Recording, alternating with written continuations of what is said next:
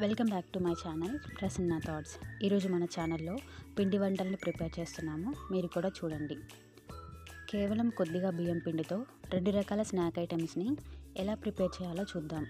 ముందుగా మనం రెడీ చేసుకొని పెట్టుకున్న ఈ బియ్యం పిండిలో ఉడకబెట్టుకున్న మినపప్పును కలుపుకొని కొద్దిగా ఉప్పు, కారం, అలాగే కొంచెం వామును, పసుపును కూడా యాడ్ చేసుకొని పిండిలాగా ప్రిపేర్ చేసుకొని ఇలా కారపూస చేయాలి. చూడండి, మనం కట్టెల పొయ్యి మీద చేసుకున్న ఏ పిండి వంట అయినా చాలా టేస్టీగా ఉంటుంది. సిటీలో ఉన్న వాళ్ళకి ఇలా కట్టెల పొయ్యి మీద పెట్టుకొని చేసుకోవడం పాసిబిలిటీ అవ్వదు. కానీ కట్టెల పొయ్యి మీద చేసిన దానికి అలాగే గ్యాస్ పొయ్యి మీద చేసిన దానికి చాలా డిఫరెన్స్ ఉంటుంది. చూడండి ఎంత రౌండ్గా చుట్టలుగా వచ్చాయో. దీనిని ఒక క్యాన్లో స్టోర్ చేసుకొని ఈవినింగ్ స్నాక్ ఐటెం లాగా తింటే చాలా టేస్టీగా ఉంటుంది.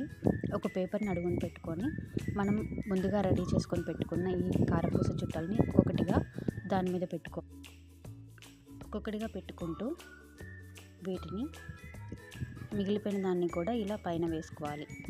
ఒక స్నాక్ ఐటమ్ అయితే మనకి రెడీ అయిపోయింది. చూడండి, క్యాన్ ఫుల్ ఆఫ్ అయిపోయింది. దీన్ని మూత పెట్టేసుకొని ఇంకో స్నాక్ ఐటమ్ ఎలా ప్రిపేర్ చేయాలో చూద్దాము. అదే బియ్యం పిండిలో ముందుగా నానబెట్టుకున్న శనగపప్పును, కొద్దిగా కరివేపాకుని, కారం, ఉప్పు, అలాగే జీలకర్రని నలుపుకొని వేసుకొని ఇలా చపాతీ బాల్స్ లాగా ప్రిపేర్ చేసుకొని పూరీ ప్రెస్ మీద అప్పాలలాగా ఒత్తుకోవాలి.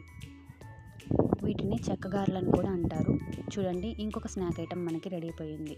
కేవలం బియ్యం పిండితో 2 రకాల స్నాక్ ఐటమ్స్ని ఒకేసారి ప్రిపేర్ చేసుకోవచ్చు. మీకు ఈ వీడియో నచ్చితే నా ఛానల్ని సబ్స్క్రైబ్ చేసి నన్ను సపోర్ట్ చేయండి.